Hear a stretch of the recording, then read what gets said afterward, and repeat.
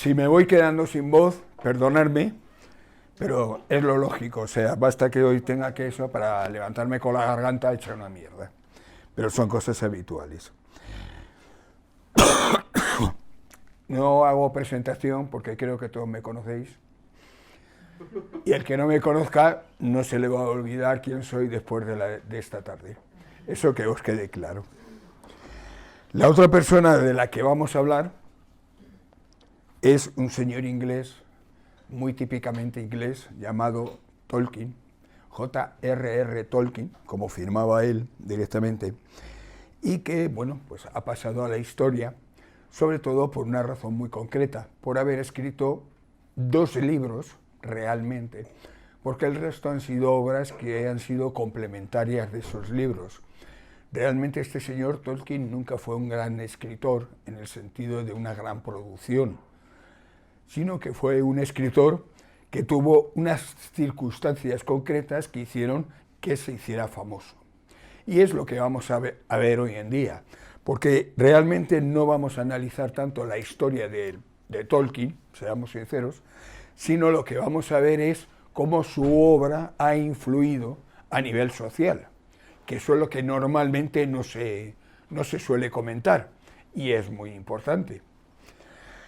Tolkien establece primeramente una primera novela, un primer cuento, porque realmente era un cuento infantil, llamado El Hobbit, que en un momento determinado en realidad no nace como un escrito, sino que nace directamente como una historia que él iba contando a sus hijos todas las noches. Realmente Tolkien tenía la costumbre de contarles historias a sus hijos a la hora de dormir, en las cuales les iba contando historias que él se iba inventando. Y esas historias eran las que de alguna manera hacían que él luego, posteriormente, muchas veces las apuntaba y otras no. Por ejemplo, una de las historias que siempre se cuenta es que él escribía todos los años a sus hijos una carta de Papá Noel, de Santa Claus. Y esas cartas han estado durante años hasta que el hijo las juntó y acabó haciendo un pequeño librito que hoy tú lo podéis comprar a nivel de edición española sin ningún problema, y en ella, pues claro, era la historia de cómo Santa Claus le contaba que si habían sido buenos, que si habían sido malos, qué es lo que habían hecho, qué es lo que no habían hecho. Es decir, de alguna manera les contaba una batallita en función de cómo se habían portado los niños y añadiéndoles alguna historia secundaria del propio Santa Claus que les contaba a los niños. Esas historias las leían, o sea, Tolkien escribía la carta, la mandaba a su propio domicilio, los niños la recibían y luego la leían en familia y todas esas cosas. Pues bueno, eso era una situación habitual con él. Él continuamente estaba creando esos pequeños cuentos, esas pequeñas historias que hacía que luego posteriormente se los leyera por la noche.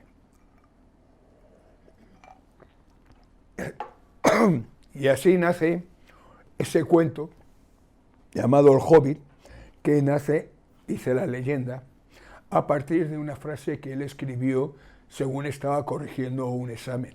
Y sobre el examen puso: en un agujero había un hobbit.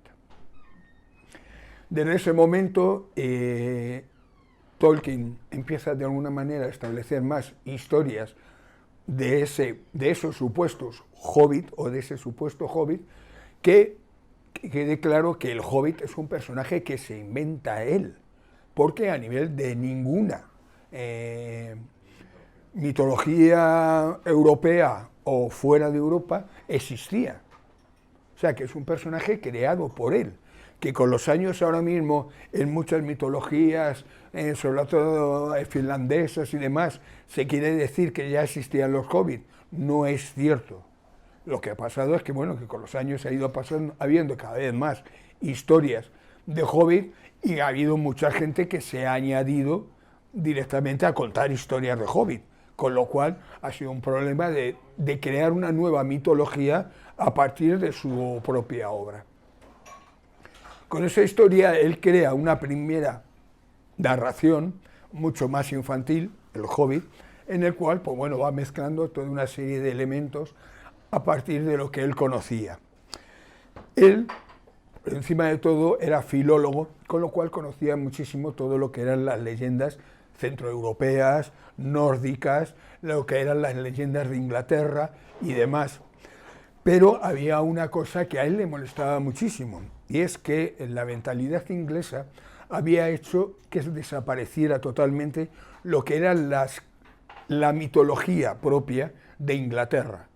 ¿Por qué? Los grupos protestantes, sin duda alguna, establecieron que todo eso de la mitología y demás eran, perdón por la palabra, chorradas, infantiles, que no tenían valor ninguno y que no se podía estar perdiendo el tiempo en lo que era la fantasía. Eso hizo que la fantasía quedara relegada directamente a las habitaciones de los niños en sucesivos cuentos, pero en ningún momento se les dio un valor importante. Tendría que ser Tolkien el que con sus libros y por circunstancias nos devolviera directamente la fantasía, porque él de alguna manera lo que hizo fue publicar el primer libro porque sus amigos, algunos amigos, le obligaron casi a publicarlo, porque él no tenía intención ninguna de hacerlo. Era una historia que había hecho con sus niños, él los tenía apuntada a la historia, pero resulta que en un momento determinado uno de sus amigos lo dio a un editor y este lo leyó y le pareció interesante, llegando a un acuerdo con él y demás para publicarlo. Tolkien reescribe el cuento para hacerle mucho más literario, evidentemente, y en un momento determinado se publica El Hobbit como una respuesta, pues bueno, como un librito de curiosidad para leer a los niños, seamos sinceros. Nunca fue escrito ni para adultos ni para el hecho de otras historias.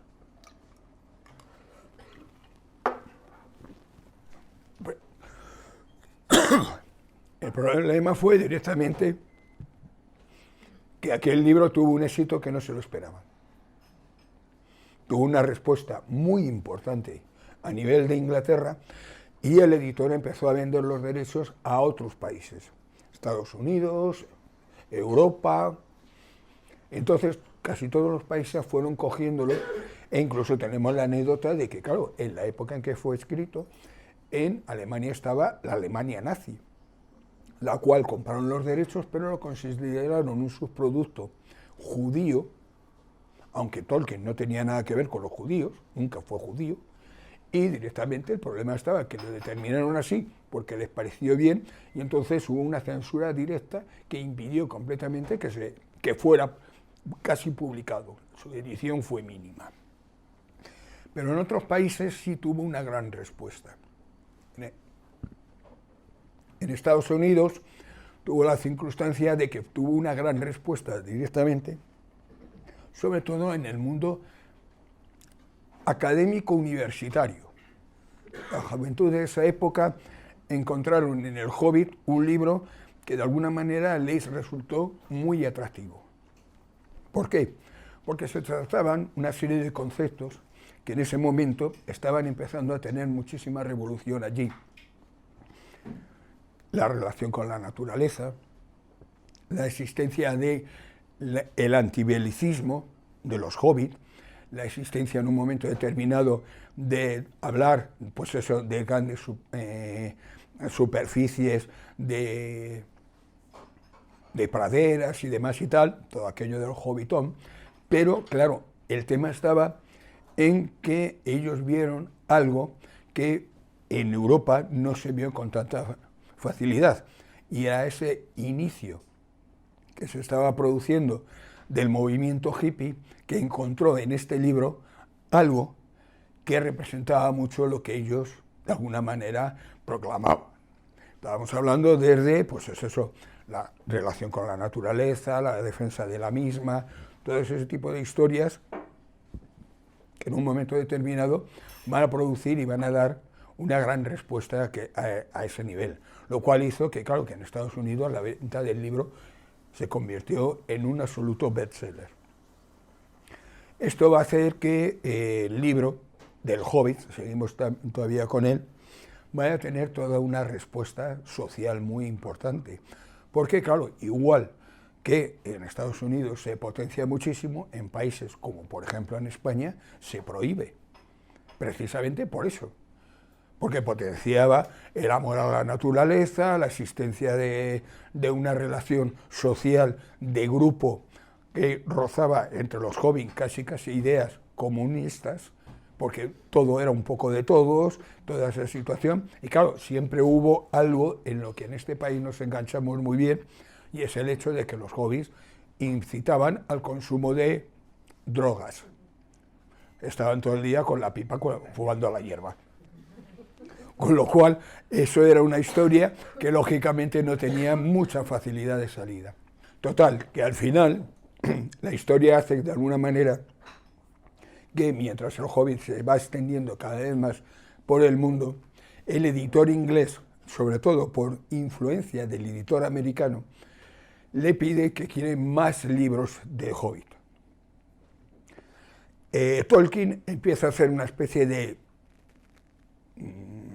plan, por llamarlo de alguna manera, de escritura, que sería toda una mitología de esa supuesta Tierra Media, en la cual contaría desde el principio de la historia, donde los dioses, por llamarlos así, harían la creación del mundo y que irían poco a poco evolucionando a lo largo del tiempo. Eso lo presenta directamente, que eso sería posteriormente la base del Silmarillion, lo presenta directamente al editor inglés, y el editor inglés le dice que no, que se olvide de cosas tan complejas, que todo eso estará muy bien para él como filólogo y demás y tal, pero que en un momento determinado eso que no lo ve que él se pueda vender. Realmente Tolkien lo que quería era, por encima de todo, crear una mitología para su país, para Inglaterra, una nueva mitología que directamente las circunstancias políticas y demás habían hecho que desapareciera.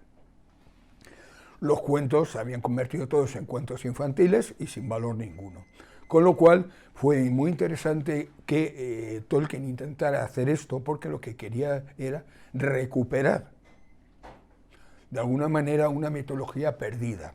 Y para ello utiliza toda una serie de conocimientos, desde la mitología finlandesa a la mitología nórdica, a la mitología, todo lo que él conocía, con el fin de crear una nueva historia que fuera la base para lo que era Inglaterra. Pero claro, el problema estaba en que la propia Inglaterra no quería una mitología propia. Con lo cual, Tolkien empezó haciendo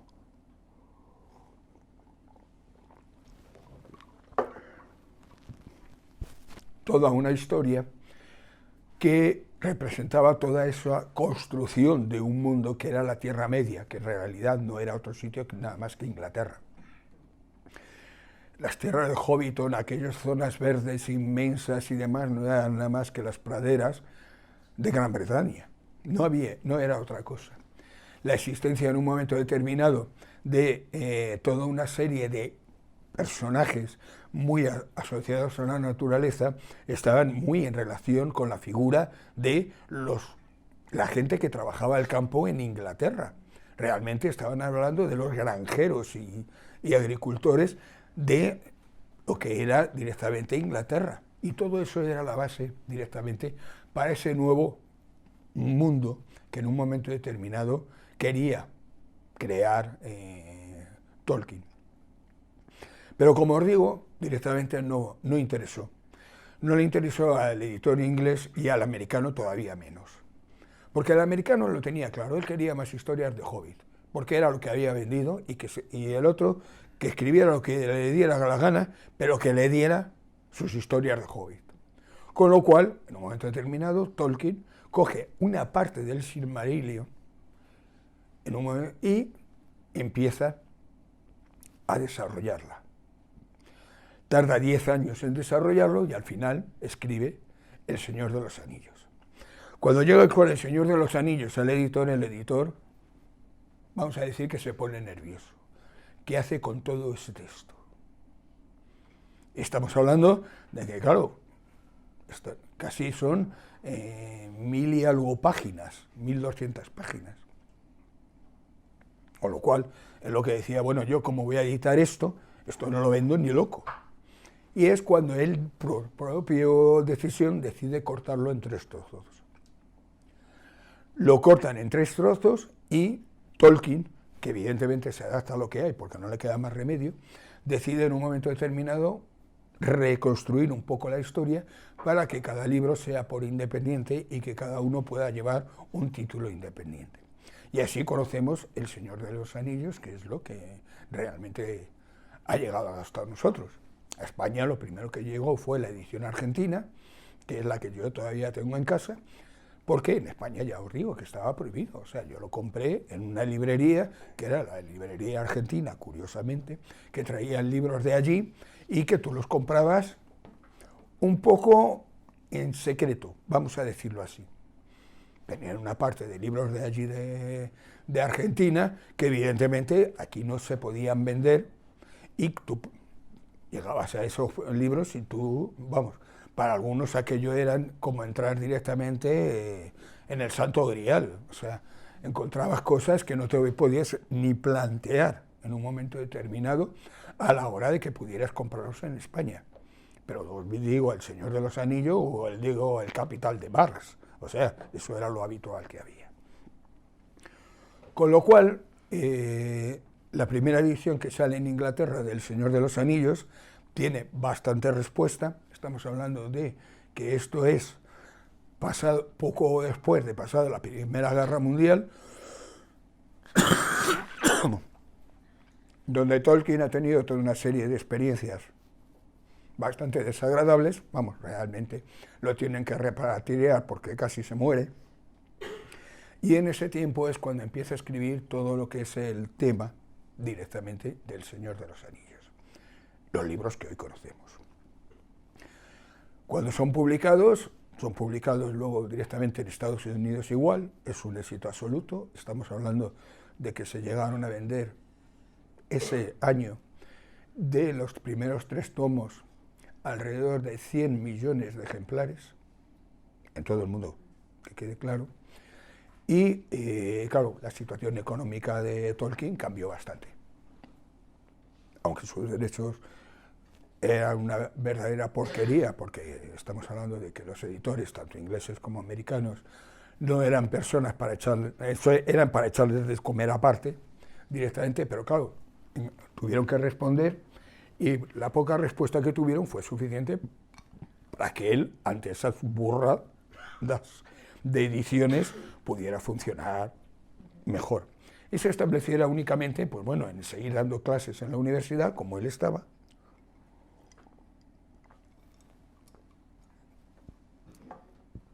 y siempre coparse de mucho más.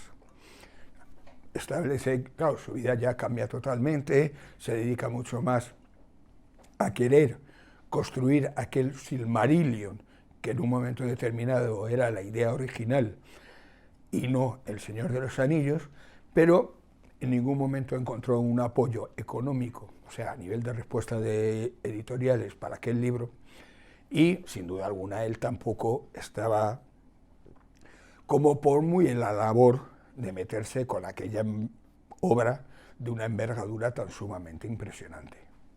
Porque claro, estás hablando que si El Señor de los Anillos es una página del Silmarillion, y ya veis el número de páginas que tiene, si intenta hacer todo, que llegó a las 200 páginas, contando la historia en resumen, calcular lo que hubiera sido eso. Vamos, la Enciclopedia Británica hubiera sido, pues nada, pues eso, 4 libretos para pasar la tarde, en proporción.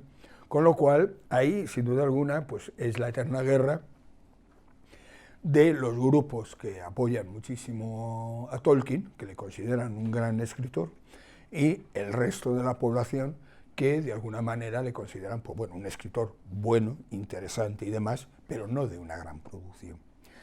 Estamos hablando que la obra de Tolkien no fue nunca muy aceptada en su momento. Los críticos la destrozaron. una historia para niños que no tenía interés ninguno, era lo normal en la época, claro, estamos hablando de eso. Estamos diciendo que los cuentos eran para niños y que no tenían valor ninguno. Hoy resulta que hemos descubierto ya hace tiempo que los cuentos tradicionales tienen unos mensajes que mejor aprenderíamos de ellos. Pero bueno, pero la historia es como va, es así. Entonces todos estos críticos, muchos de ellos destrozaron la obra, pero realmente hubo una contraposición. Mientras los críticos no la valoraban, las ventas estaban disparadas, con lo cual dio absolutamente igual lo que dijeran los críticos, como suele ocurrir.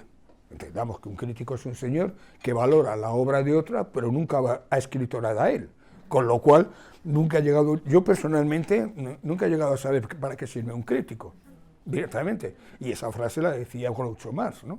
Un crítico es un señor que no sabiendo hacer nada se permite el lujo de juzgar a los demás. Pues es un poco ese tema. El Señor de los Anillos se publica en Estados Unidos, una edición cuidada, de tapa dura, con la existencia de toda una serie de ilustraciones que hizo el propio Tolkien, porque originariamente se quiso que hiciera las historias, o sea, las ilustraciones le hicieron un gran ilustrador y demás y tal, pero él acabó haciendo sus propias ilustraciones porque no llegaba a un acuerdo directamente con el ilustrador. Había un problema. En aquella época, estamos hablando, cuando se publica El Señor de los Anillos, el mundo era Disney. Disney arrasaba. Y Tolkien tenía muy claro desde el primer momento que ni se le ocurriera hacer a nadie nada con el aspecto de Disney, porque iba por él. Directamente es que le repateaban esas historias tan melosas con sus cancioncitas y todo eso, que bueno, que directamente hemos crecido todos en ella, pero claro que según vas creciendo, tu sentido, aquí sí he hablado de sentido crítico, te va diciendo que bueno, pues vale, es Disney, ¿qué le vamos a hacer? Y no nos vamos a meter en todos los daños y errores que ha hecho con los cuentos tradicionales, porque siempre ha hecho su versión, alterando completamente los mensajes originales que esos cuentos tenían.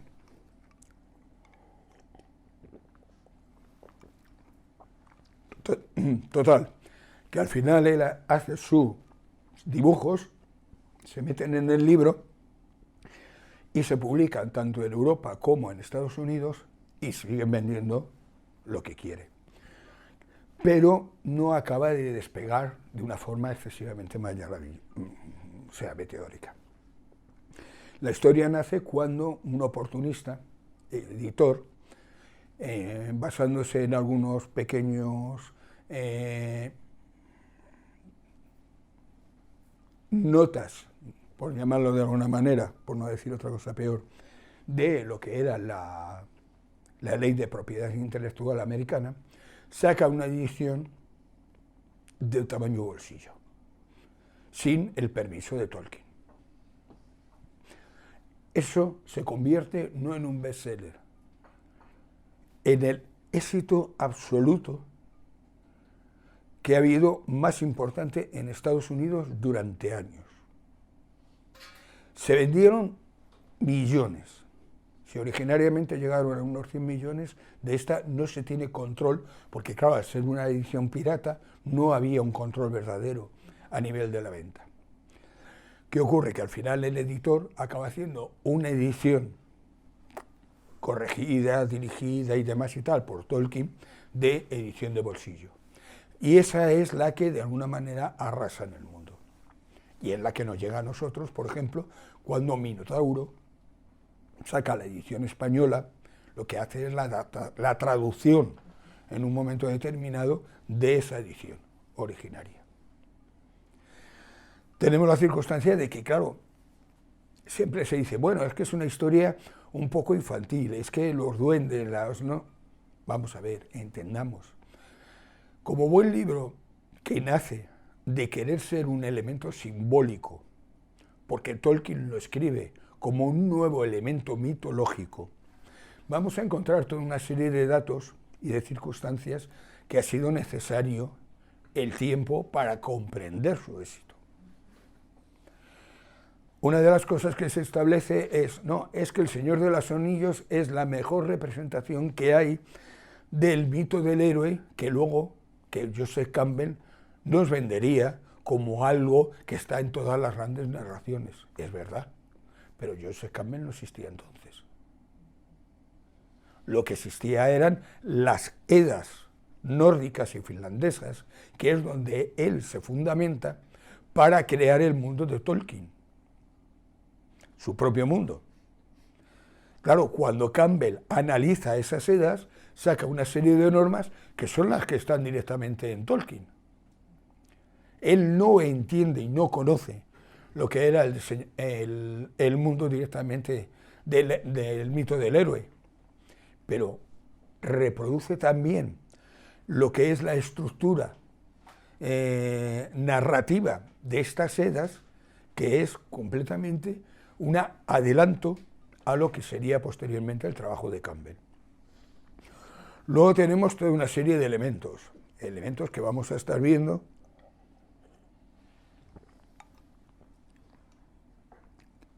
a lo largo de toda la historia, que tienen sus antecedentes. El anillo único. Él lo que hace es adaptar directamente, tomar aquellas historias de Wagner que había realizado. El anillo, bueno, claro, es que el anillo, los enanos, todos esos son elementos que él va sacando de la cultura y de los elementos y de las situaciones que existían en ese momento, y todo eso lo va a ir metiendo dentro de su historia. E incluso para darle una importancia a una situación diferente a lo que eran las Edas, altera alguno de los personajes.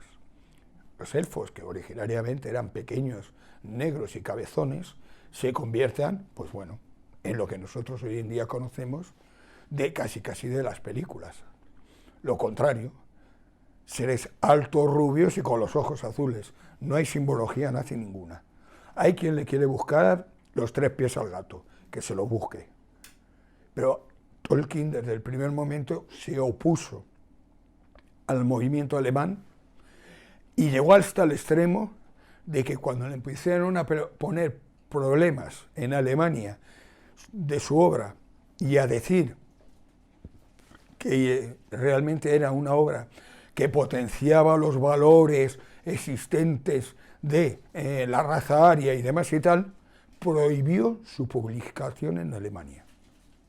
O sea, eso ya define muy claro lo que Tolkien tenía en ese aspecto. Tolkien siempre quiso ser un hombre de campo, esa sencillez que le daba al campo. Él decía que él era como un hobbit en Inglaterra. Si él en un momento determinado acaba montando y oponiéndose a Saruman, a los orcos y demás, porque ese era ese nuevo mundo industrial que se estaba metiendo en Londres y que estaba destruyendo completamente lo que era la relación de las personas y la situación en un momento determinado de esa evolución que iban teniendo las personas a lo largo de su tiempo. Ya dejaban de ser gente unida al campo para convertirse en eso, en hordas de esclavos dirigidas en un momento determinado por grupos políticos y religiosos y de alguna manera económicos que estaban destruyendo para él lo que era verdaderamente su Inglaterra. Entendamos que él vive la Primera Guerra Mundial y luego posteriormente la Segunda, pero ya sin estar en campaña, pero en la Primera Guerra Mundial a él le toca tener que luchar. Lo cual, toda la historia esa de los orcos y demás es una representación de eso que él tuvo que vivir en su momento. Con lo cual estamos hablando de que, claro, va uniendo todos esos elementos antibelicistas, de asociación con la naturaleza, etcétera, etcétera, etcétera, que van a hacer que tenga una respuesta muy fuerte a nivel directamente de lo que es el público juvenil. Ese movimiento hippie en Estados Unidos y los movimientos más o menos medio revolucionarios que empezaban en Europa. Todo eso va a hacer de alguna manera que haya una respuesta muy importante a su obra y que su obra cada vez más se vaya vendiendo y vendiendo más. Hoy en día El Señor de los Anillos está considerado como uno de los mejores libros de la literatura inglesa a la altura de Shakespeare. ¿Podremos estar de acuerdo o no? Eso ya no me meto. Pero lo que sí está claro es que su influencia social en aquel momento fue escandalosa. Pero fue una influencia a nivel social, a nivel literario, a nivel de lo que era la fantasía. Porque claro, hoy en día te vas a cualquier gran superficie de libros y tienes 300 libros, ¿con qué? Con duendes, con elfos, con orcos, con dragones.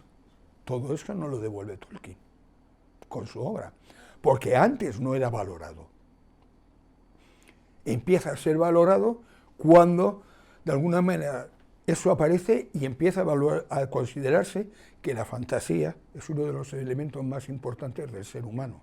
Es lo único que nos diferencia de los animales. Nosotros somos capaces de crear historias nuevas y no sabemos de ningún animal que sea capaz de hacerlo. Somos capaces de crear esas historias hasta el extremo de que nosotros las vivimos como una realidad. Cuidado, cuando tú lees un libro no estás leyendo algo externo a ti. No, esto es, mira, me entretiene y demás, ¿no? Tu cerebro lo vive como una realidad. Por eso se dice que los que leen tienen muchas vidas y los que lo leen a veces no tienen ni una. Y eso es muy importante. Claro, este señor nos crea todo un mundo en el cual aceptamos, en un momento determinado, el valor de su creación como base para otros mundos. Tolkien realmente, pues bueno, con su obra fue absolutamente revolucionario en su momento y ya os digo que consiguió algo que muchos en un momento determinado hoy no lo entendemos. Ha sido necesario que pasen los años para que lleguemos a entender el valor de lo que fue su obra y de cómo ha influido en nuestra vida. Tenemos que añadirle el hecho de que, claro, según ha ido evolucionando, ha habido otros medios que han encontrado en la obra de Tolkien una posibilidad de ampliar completamente lo que era su mundo. Los sucesivos libritos que escribió, pues bueno, eran complementos en un momento determinado, muchos de ellos sacados de la obra del Silmarillion, pero no tienen la envergadura que pueda tener El Señor de los Anillos. Y lo cierto es que realmente el Silmarillion que nosotros conocemos no es el Silmarillion que escribió Tolkien o las anotaciones que hizo Tolkien, sino que es una especie de construcción a partir de esas notas que hizo su hijo Christopher. O sea,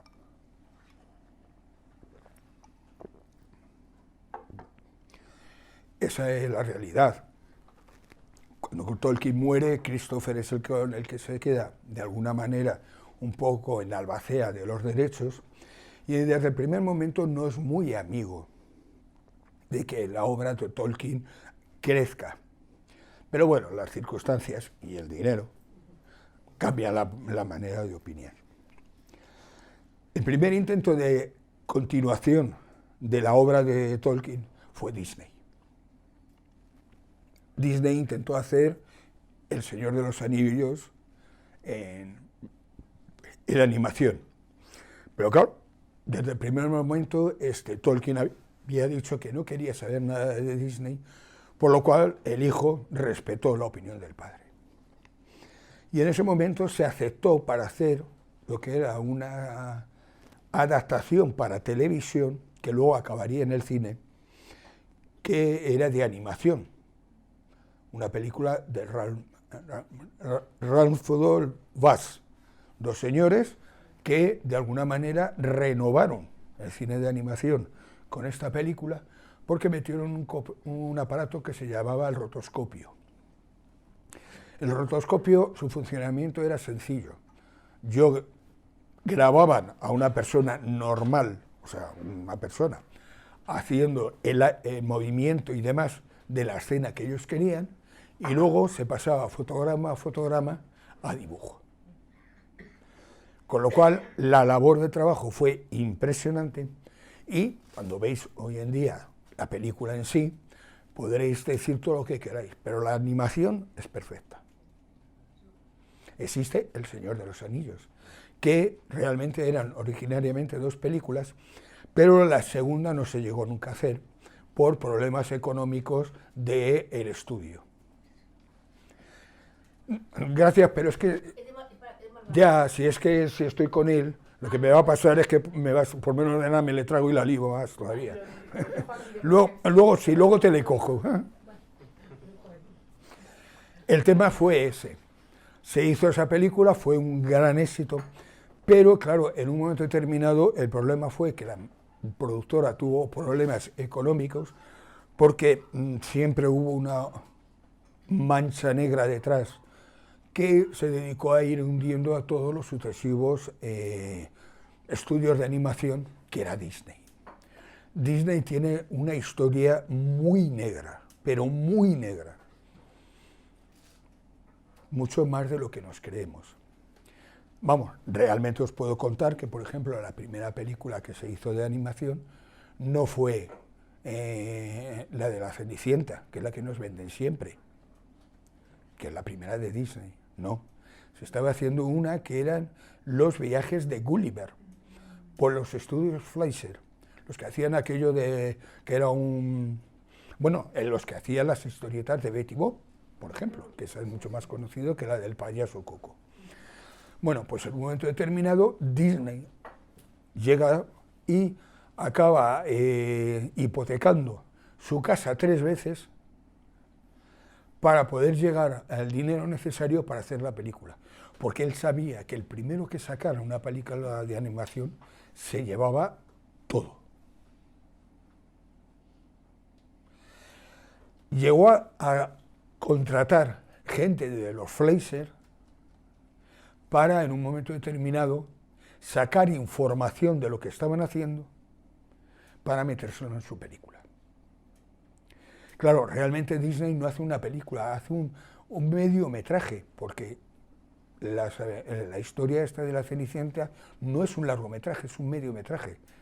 No son 90 minutos, son 54, me parece que son, recordar. Lo digo de memoria, cuidado, no os fiéis mucho, pero bueno, está por ahí.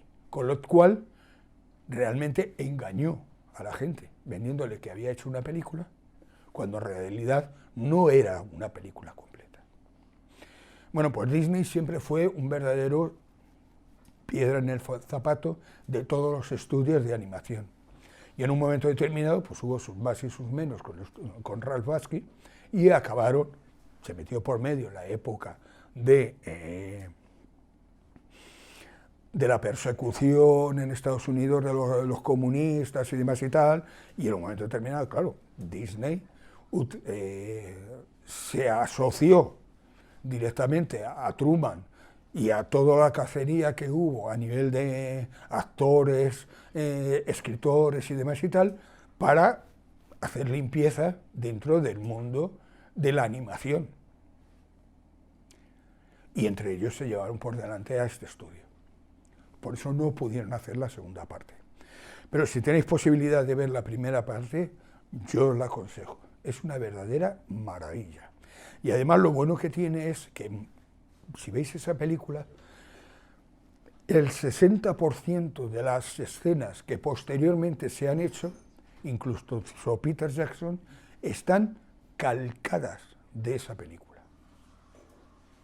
O sea, estudio, Ralph Bakshi, consiguió en un momento determinado crear lo que sería la estética del Señor de los Anillos. Porque Tolkien nunca definió a sus personajes. Vosotros leéis los cuentos y no te dicen cómo era Gollum o cómo se representaba a Trancos. No hay una representación escrita real. Eso nace directamente de esta película. Y esta es la base, posteriormente, que Peter Jackson utiliza para crear sus 3 películas. Los personajes que salen en esto, ¿cómo se llama? En El Señor de los Anillos, perdonadme, son directamente una transfiguración de los personajes de la película de animación en personas reales. Porque descontando tal vez a Gandalf, que es una copia directamente de Odín, porque claro, Odín se paseaba por el mundo vestido de mago, con una chilaba larga, con un palo y con un gorro puntiagudo. Ese es Gandalf, que sería también la base de Merlín, por ejemplo. O sea, la base del mago, por encima de todo, realmente procede de la figura de Odín. Pues descontando tal vez eso, el resto de los personajes, aunque todos están adaptados a partir de personajes de otras mitologías, pero en ningún momento determinado hay una representación clara de esos personajes. Cuando se habla de los enanos, se da por base que todo el mundo entiende quiénes son los enanos de Sigfrido. Y así la mayoría de los personajes. Por ejemplo, uno de los personajes que más problema ha creado ha sido directamente Saruman y el malo, coño, el del ojo de Sauron. Me he liado, me ha salido Saruman en vez de Sauron. Sauron directamente siempre ha habido un problema a la hora de representarlo, porque él lo vende como un estudioso, como un conocedor, como un señor que en un momento determinado lo que tiene es un gran conocimiento y eso le permite crear los anillos. Pero claro, sería Alan Davis quien hace en un momento determinado una imagen del gran guerrero. Y esa es la imagen que luego llega, porque claro, entendamos que cuando nosotros vemos las películas de Peter Jackson, estamos recogiendo toda la información que ha ido creando desde la película la película de animación, hasta el momento que él lo hace. Y todos esos datos, sobre todo gráficos, son los que él va metiendo en su película, porque claro, no puede crear una imaginería diferente de la que todos más o menos tenemos ya metidos en la cabeza. Pero es lo que os digo, los cuentos, porque siempre fueron considerados cuentos de Tolkien, han hecho completamente cambiar nuestra manera de ver en un momento determinado lo que es la fantasía.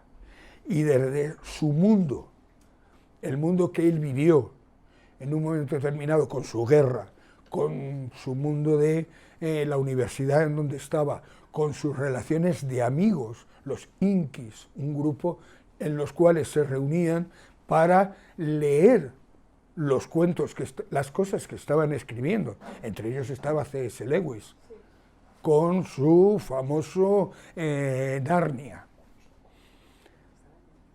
Bueno, pues en un momento determinado todo eso fue lo que creó ese mundo de amigos unidos, de buscadores, de un grupo de personas que van a intentar salvar, a realizar algo que vaya a salvar su mundo.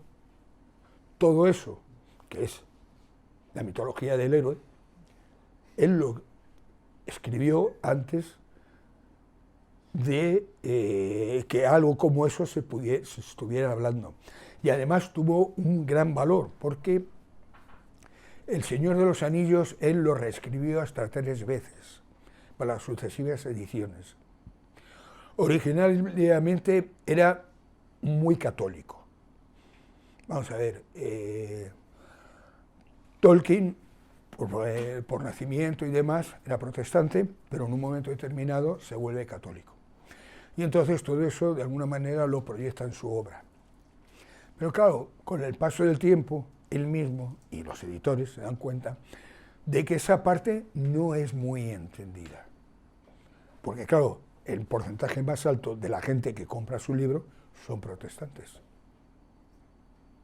Con lo cual, ¿qué ocurre? Él reescribe esas partes, de alguna manera las baja un poco el nivel, pero claro, sigue manteniendo la lucha del bien contra el mal, o sea, todos estos conceptos claramente católicos que todos tenemos metidos en nuestra idiosincrasia. Y entonces, pues todo eso facilita también la venta de su libro, porque claro, las Crónicas de Narnia, que eran muchísimo más católicas, porque C.S. Lewis era católico por encima de todo, pues claro, tuvo muchísimos más problemas a la hora de venta, aunque la mitología que crea y demás pueda ser casi igual o muy semejante a nivel de fantasía. Pero claro, tenía toda una serie de conceptos, ese león maravilloso, que no era nada más que una representación de Jesucristo, el no sé qué y tal, todos esos elementos no fueron muy aceptados por los padres protestantes, con lo cual hubo una mayor rechazo hacia la obra de Lewis que la de Tolkien, en la cual se jugaba claramente con figuras como trancos, no era nada más que una representación de Jesucristo. Pero con el tiempo la hace que se pierda. Todo eso, de alguna manera, no nos damos cuenta hasta qué extremo ha quedado en nuestro mundo y en nuestra sociedad. Hoy todos conocemos, aparte de las películas, bueno, las películas fueron ya, o sea, lo de Peter Jackson fue el cebollazo.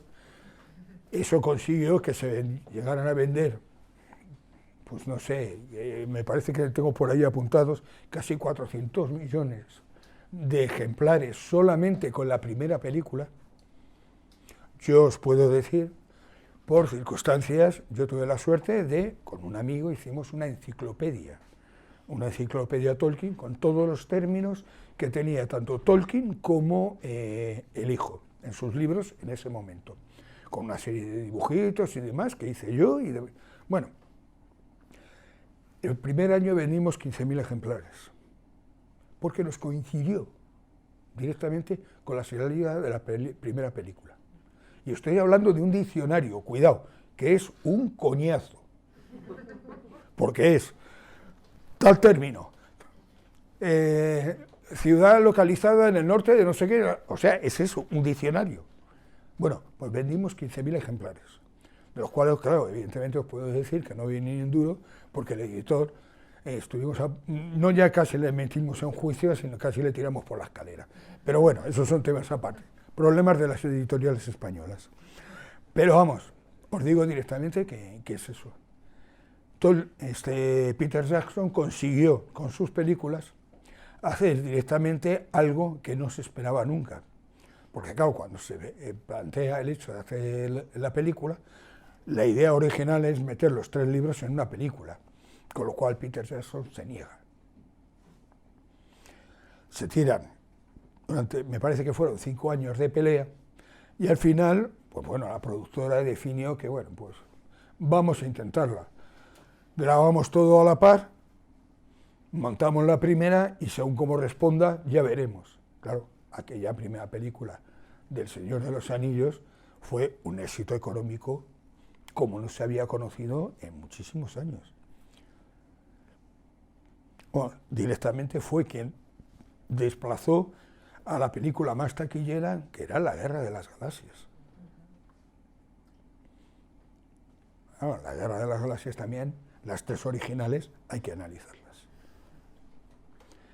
Y directamente lo que se tuvo fue eso, un éxito a nivel internacional que en ningún momento se esperaba, Claro, se hizo la segunda, la tercera, se hizo el Hobbes y ahora mismo se están preparando otras 3 películas siguiendo el rollo, que ya no tienen nada que ver con Tolkien, pero claro, seamos sinceros, el hijo Christopher ha abierto la puerta.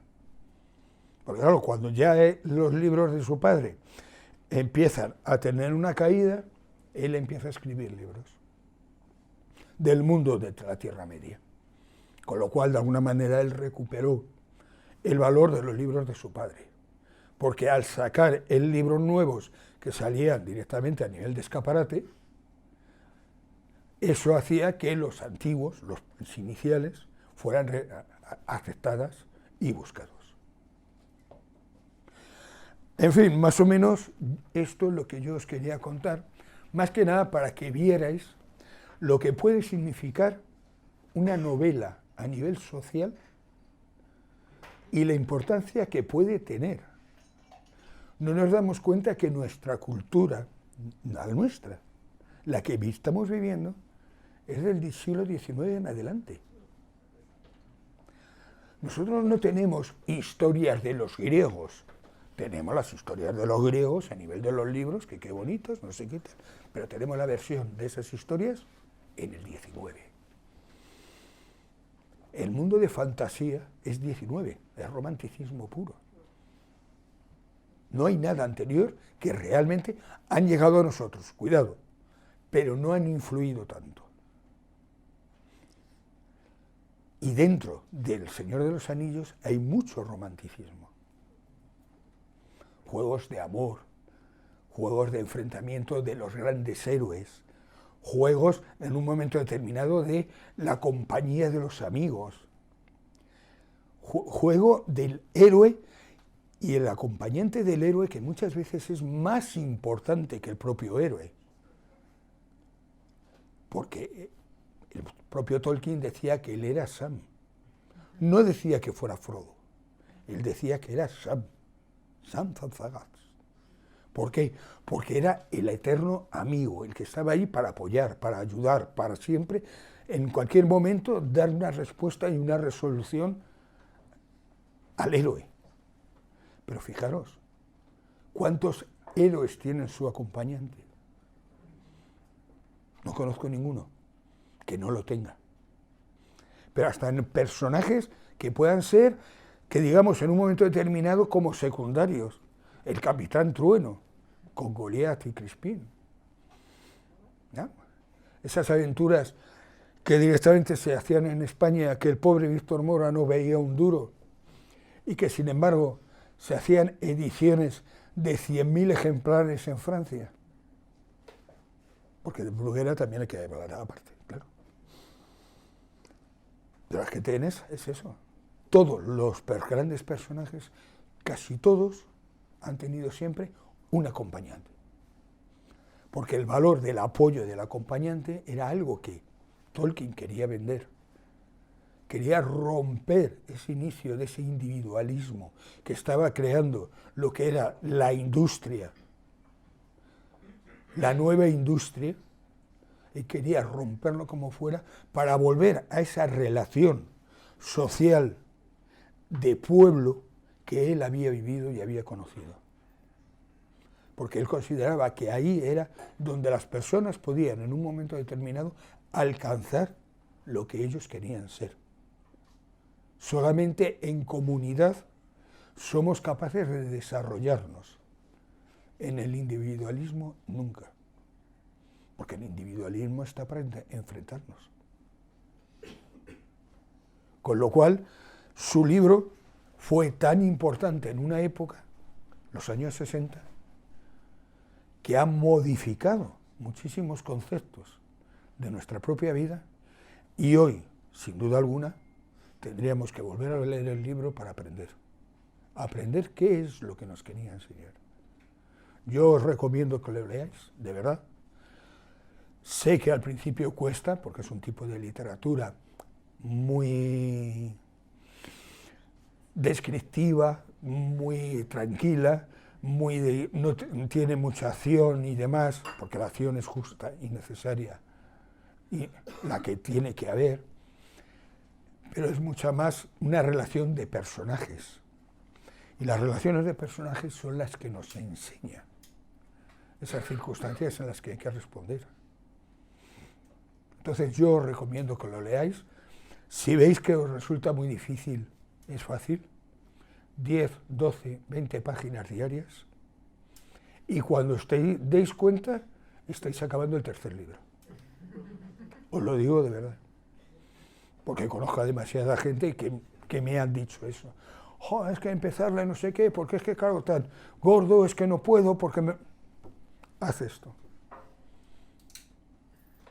Es un poco, todos vosotros que os gusta el mundo del misterio y de las conspiraciones y demás y tal, tenéis que leer El péndulo de Foucault. Es una maravilla, pero es muy duro. Conclusión, hay que superar las 60 primeras páginas. Luego ya no te das cuenta, te lo comes. Bueno, pero es lo que te digo, haz ese pequeño grupo de páginas, 10, 12, 20, con lo que te venga bien, todos los días. Si un día te lo saltas, no pasa nada. Vamos a ver, esto no es un castigo, es algo para divertirte. Y veréis, cuando lleguéis a la media de eso, de las 120, cómo vais a alucinar de cómo un señor llamado Humberto Eco ha sido capaz de definir nuestra sociedad actual a tal manera. Pero bueno, en lo que os digo, los libros son mundos abiertos a los cuales tenemos toda la suerte de acceder. Hay libros buenos, hay libros que no lo son, evidentemente, como en todo, pero cuando coges un libro que realmente te llena, te aporta muchísimo más de lo que nunca te vas a creer. Y Tolkien, aunque su obra no es muy grande, yo creo que solamente con sus 4 libros, los otros ya os digo que son historias complementarias y demás, que fue sacando sobre todo de las historias del Silmarillion y dándole forma, pero las 4 libros principales, os digo sinceramente que os pueden aportar mucho. Y cuando acabéis con eso, buscar el Beowulf, que él escribió, hizo una traducción completa y lo reescribió. Y ha habido la suerte de que ha sido encontrado el manuscrito por los años 2000, me parece que ha sido. Y ahora tenéis acceso a él sin ningún problema. Bueno, en español está traducido, o sea que no hay ese aspecto. Y reconozco que las traducciones que se han hecho de Tolkien en España están muy bien hechas. O sea que si queréis leer al original y demás, adelante. Siempre tiene algo que la traducción, quieras o no, algo pierde. Pero las traducciones españolas son muy buenas. No, vamos a ver, tú tienes ahora mismo un libro de elfo, para aprender elfo. O sea, que lo típico es que se hace el chiste de los seguidores y demás que hablan. No, tú tienes ahora mismo una gramática para hablar elfo, que el tío inventó. La crea él, si no recuerdo mal. No, la crea él, porque el elfo no existe. Pero que además con una coherencia absoluta, es una lengua de verdad. Pero utiliza la escritura rúnica. No, No tanto. la cambia. Sí, pero la utiliza. O sea, él se basa en Parecida, vamos a ver. escandinava. Claro, vamos a ver, o sea, tú tienes que entender que Tolkien realmente es un filólogo y encima es un genio dentro de su trabajo. Con lo cual, él en un momento determinado conoce todas las leyendas europeas, sobre todo europeas, no inglesas porque no había nada. Y todas esas leyendas, pues es eso, lo que es la finlandesa, la nórdica, la de todo, sobre todo del norte de Europa, todas esas las va a utilizar para en un momento determinado crear su mundo. Pero llega hasta el extremo de que, por ejemplo, los enanos del Hobbit, todos los nombres son nombres de enanos directamente de la mitología nórdica. Con lo cual, claro, es lo que te digo, que, o sea, él conocía muy bien toda su historia. Él empieza directamente estudiando lo que es el Beowulf y a partir de ahí se lanza. Ah, bueno, sí. O sea, es que estás hablando de un psico... Claro, es que es lo que os digo, que de alguna manera él toma toda una serie de conceptos a nivel de la mitología del héroe, que estaba en todas las antiguas narraciones y en muchas de más actuales, y él toma ese concepto para metérselo en su historia, que no sabe lo que es la mitología del héroe, vale, le da igual, pero como es capaz de analizar todo un montón de historias, es capaz de sacar esa esencia que años después sacaría Campbell. Pero es que piénsate que la parte de Arturo realmente va del Languedoc francés. Pero ese sería, no es el otro. No. El movimiento de Arturo, la espada, todo eso es del sur de Francia. Eso es del sur de Francia. Lo que pasa es que Malory toma esa historia y la readapta y la recoloca en Inglaterra. Como un supuesto caudillo celta o bueno. Claro, es la eterna guerra de que últimamente han hecho, no sé si han sido 2 o 3 películas, colocándole a Arturo como un romano que en un momento determinado, o sea, vale,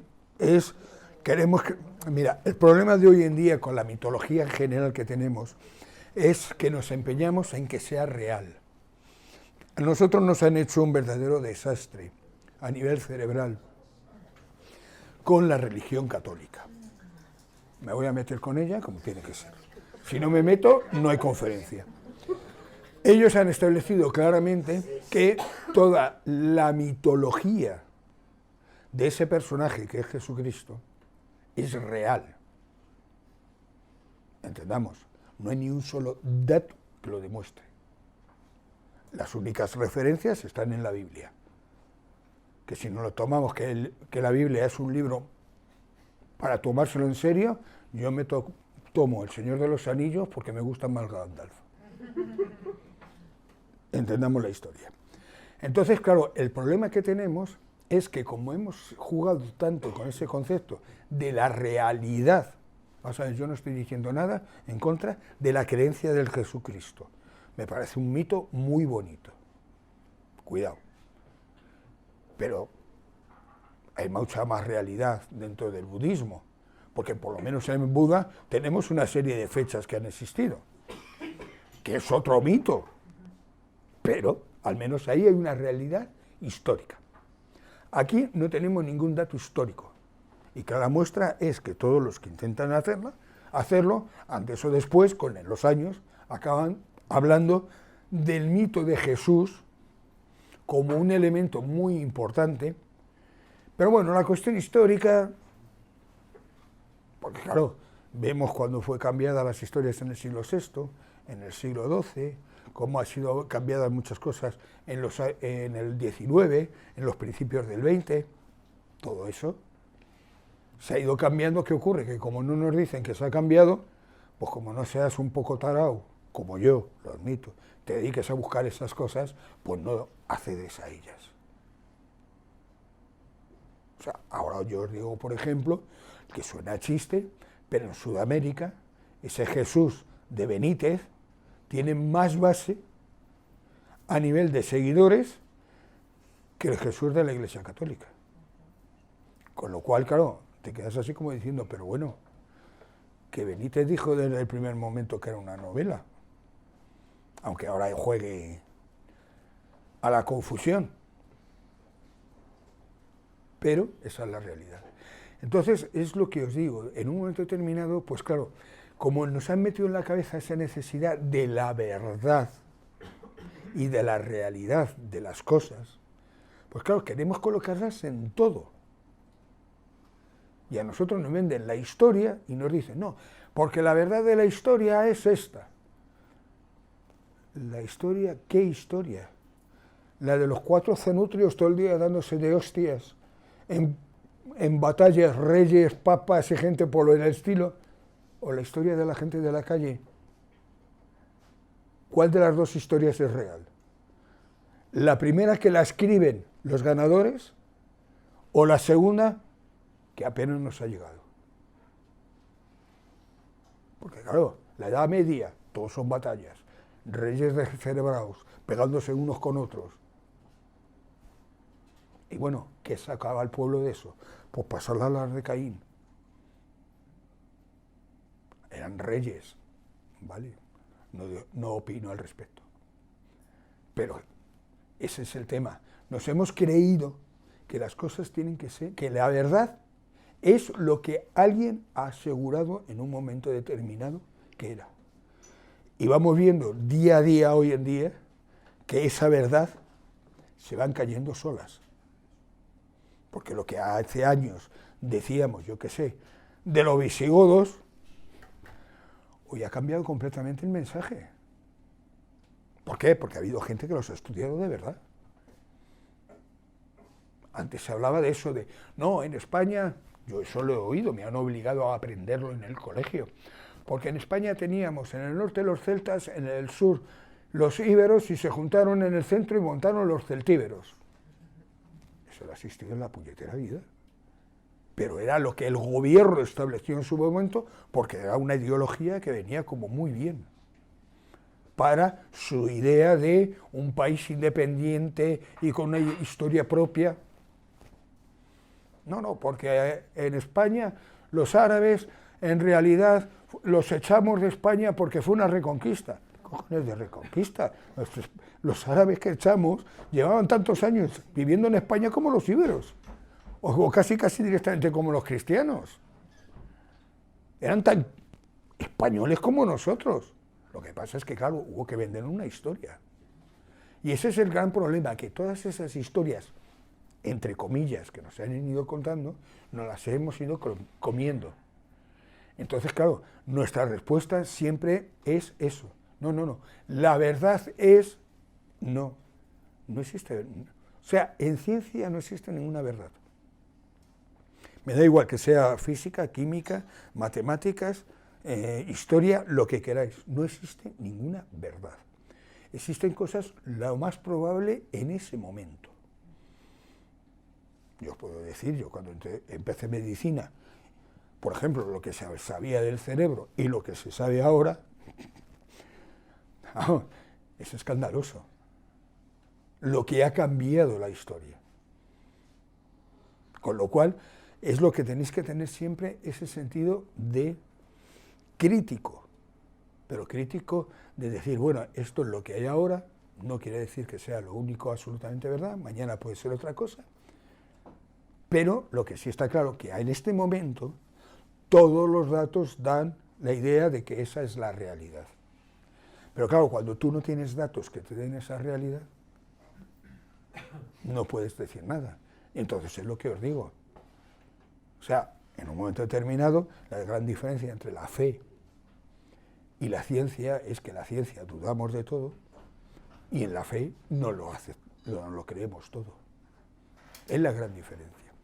Y entonces es lo que os digo. Claro, alguien como Tolkien en un momento determinado, y vuelvo un poco al tema, era lógico cuando él reescribe los libros para quitarle esa primera capa de catolicismo, porque él es el primero en comprender que él está hablando de mitos, no está hablando de hechos reales. ¿Y no era al revés? ¿No se convirtió al catolicismo y iba poniéndole más catolicismo? No, al revés. Ajá. No, él se hizo católico, pero y los primeros libros, o sea, las primeras versiones eran muy católicas, en lo que te digo de que había una especie de que se hablaba de que Trancos en realidad era una representación de Jesucristo que iba a salvar el mundo y todo este rollo. Pero con los años él fue entendiendo que esa patina católica en realidad complicaba su propia historia, porque daba una imagen que no todo el mundo entendía. Es decir, era mejor hablar del rey en la sombra, como es Trancos, que hablar de un salvador. De Aragón. Trancos es Aragón, claro, sí. Yo es que, o sea, soy de la primera edición. Pero vamos, esa es la historia. De alguna manera él entendió que no podía darle esa visión porque lo que estaba haciendo era limitando la simbología. Las historias nórdicas no tienen toda una serie de personajes que son dioses, que son hombres, pero no son personajes definidos absolutamente. E incluso los personajes que puede haber históricos tienen una capa de mito impresionante. Harald el Rojo es un personaje que es entre mito y realidad. Parece que existió, pero tú tienes que tener en cuenta que ese personaje ha hecho toda una serie de historias muy importantes. Porque tener en cuenta una cosa, vamos a ver, para entender de alguna manera cómo nacen las religiones a lo largo de la historia, es muy sencillo. Los antiguos pueblos, esos que llamamos primitivos, con un concepto absolutamente ridículo, porque claro, aunque a nosotros nos sueltan en medio de África, duramos 20 minutos, por muy listos que seamos, y a un señor de África sueltas en su tierra y vive toda la vida. O sea, que lo importante es el estar adaptado a tu entorno, no comparar entornos. Bueno, por los antiguos grupos, esos que llamamos primitivos, chamánicos y demás y tal, ellos tenían una cuestión muy sencilla, y es que el mundo estaba lleno de entidades espirituales. Todo tenía una entidad espiritual. Tú tenías una entidad espiritual que liberabas cuando te morías, pero la piedra de al lado también tenía su espíritu.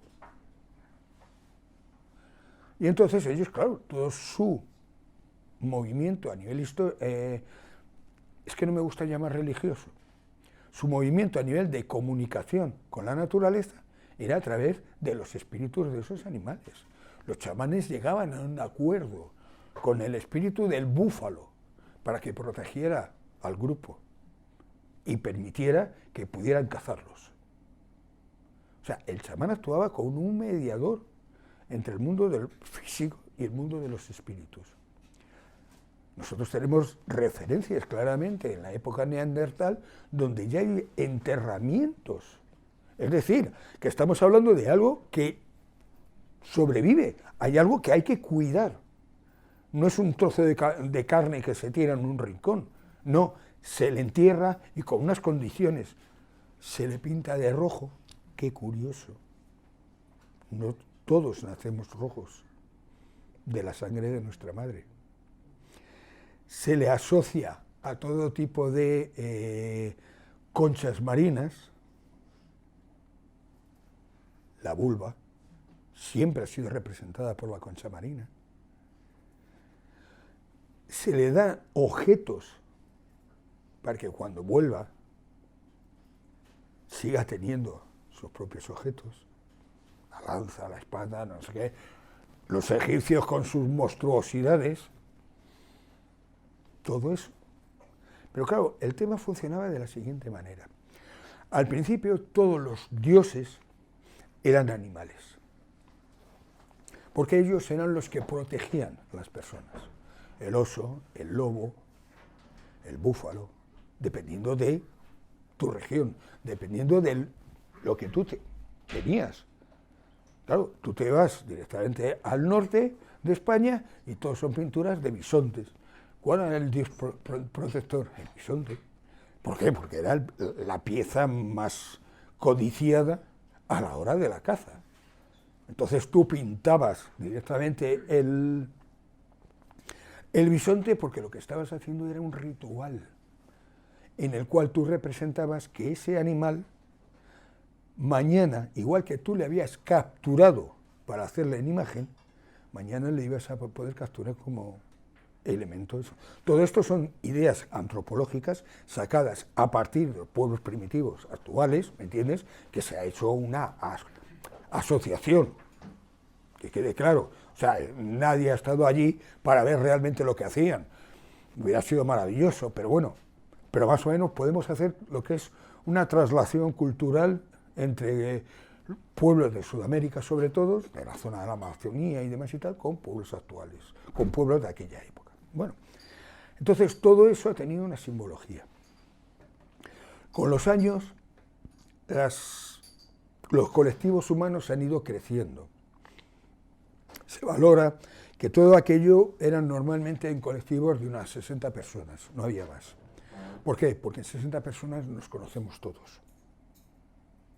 En un grupo de 60 personas todo el mundo se conoce, todo el mundo se relaciona, todo el mundo tiene hasta un vínculo casi familiar. Pero cuando empieza a crecer, ese vínculo se va perdiendo. Y se va haciendo más difícil que tú conozcas a todo el mundo. Con lo cual lo que se hace es una especialización de las profesiones. Cuando empezamos a cultivar, se crea una especialización. Hay gente para cultivar, hay militares, hay guardias, hay sacerdotes, porque hasta ese momento todos eran sacerdotes, todos eran chamanes, porque realmente su contacto con la naturaleza, todos le tenían igual. Pero claro, según va pasando el tiempo, vamos haciendo una selección, con el inconveniente de que según vamos haciendo la selección, vamos alterando directamente la manera de actuar del colectivo. Durante la etapa primera, los antepasados eran los más importantes. Eran los que estaban en el otro lado y cuidaban de nosotros, y nos protegían. Y si tenías una enfermedad, eras a los que les pedías ayuda. Aparte del poder del animal, el protector, eso era otra cosa. Pero tú ibas haciendo con ese juego. Claro, cuando tú vas organizándote a nivel social, los antepasados adquieren un concepto más simbólico, porque ya no es tu abuelo, es un señor que hubo en un momento determinado que hizo algo muy importante por el colectivo. Y eso es lo que poco a poco va creando esa nueva idea de dioses, héroes,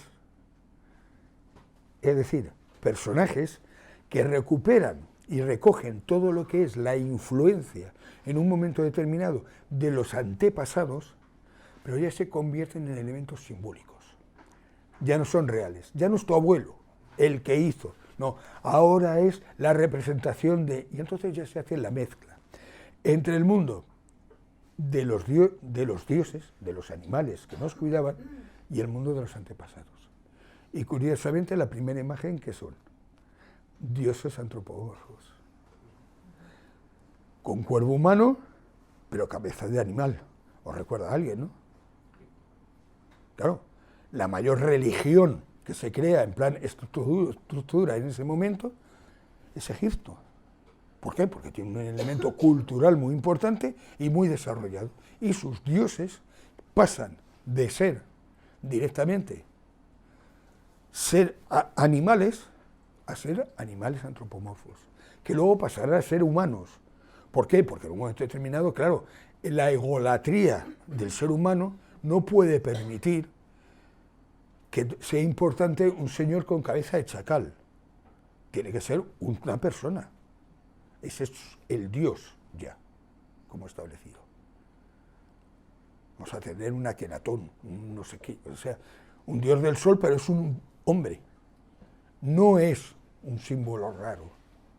Y eso va a ser ahí ya cuando empiezan todas las religiones a formarse. Porque ya se ha creado la estructura de el oficiante, o sea, el sacerdote, y sus dioses, que son los que nos imponen una serie de normativas que son las que nos dicen los sacerdotes y que en realidad son las que hacen que ellos vivan como dioses. Y eso ya va a ir evolucionando. Grecia, Roma, y claro, cada vez más la imagen de esos dioses va siendo menos humana. Porque claro, tú te coges los dioses griegos y dices, bueno, ¿cómo estos señores podían adorar a un tío que se iba acostando hasta con las piedras? Pero claro, era un elemento simbólico, cuidado, porque nosotros hemos perdido el elemento simbólico. Ellos tenían un elemento simbólico, había toda una serie de personas con un nivel cultural y demás y tal, muy desarrollado, que aceptaban, pues eso, Zeus, ¿no?, y todos los dioses y demás, y Mercurio y tal, como elementos simbólicos, como aquellas posibilidades que tú podías en un momento determinado tener, por conocimiento, por movimiento, por ser un buen atleta, o sea, esas capacidades de alguna manera eran un reflejo de los dioses y a la vez los dioses eran un reflejo de los hombres. Pero con los años se fue perdiendo esa situación y el pueblo llano, que cada vez era más ignorante, empezó a jugar más con la idea de no, es que son dioses que nos imponen y que están en el Olimpo o donde vosotros queráis. Claro, tú analizas los dioses y hay una semejanza brutal entre todos. Me da igual que sean orientales que occidentales. E incluso muchos con América. Pero claro, todo es porque ha habido un proceso evolutivo a nivel cultural que es el que ha ido creando esos dioses. Y esos dioses son lo que nosotros hoy queremos. ¿Cuál es la imposición? Que nos viene la idea de eso, de que no son símbolos, son realidades. Claro, Zeus era un símbolo, pero San Antonio de Padua, por ejemplo, es una realidad. Y te vas a buscar y no encuentras ningún elemento. Bueno, de San Antonio de Padua sí, pero de muchos santos no encuentran datos, ninguno, porque no los hay, porque se inventaron en su momento, porque era necesario cubrir todos los días del año con un santo. Y se inventaron, y hoy los aceptamos y tenemos nuestras fiestas con ellos, y para usted y contar. Claro, eso es lo que hay. ¿Qué ocurre? Que cuando tú sacas eso en una novela, pues tiene el inconveniente de que te resuena, porque culturalmente te la has comido. Con lo cual, esa novela no es que te resuene, es que la vas a aceptar como una realidad. Y así nos llega Juanjo Benítez y nos vende una novela basada en las alusiones de un grupo en Estados Unidos que se dedicaba a contactar con extraterrestres a través de la Ouija, nos lo colocan y hoy en día es uno de los libros más vendidos en el mundo. Pero hay gente que es lo que os digo, no le digáis que es una novela, que se os echan al cuello. O sea, lo que hay en Sudamérica en relación a Caballo de Troya, no os lo podéis imaginar. O sea, roza directamente la religión. Con lo cual es lo que os digo, que claro, cuando en un momento determinado alguien creaba una nueva historia con una serie de datos que eran los habituales en muchas historias ya preexistentes, se vendía y tenía una resonancia. Y claro, cuando llegó Tolkien con su historia, hubo una resonancia en muchísima gente de cosas que ya había recibido anteriormente, sus propias creencias religiosas. Y es el gran valor que él hizo. Quitó todo el valor, todo el elemento religioso, con lo cual la gente se quedó con la resonancia. Y consiguió, ya os digo, hoy en día está considerado con la Biblia y con Tintín los 3 libros más vendidos de la historia. Lo cual es gracioso, porque Tintín es el primer libro más vendido de la historia, no la Biblia.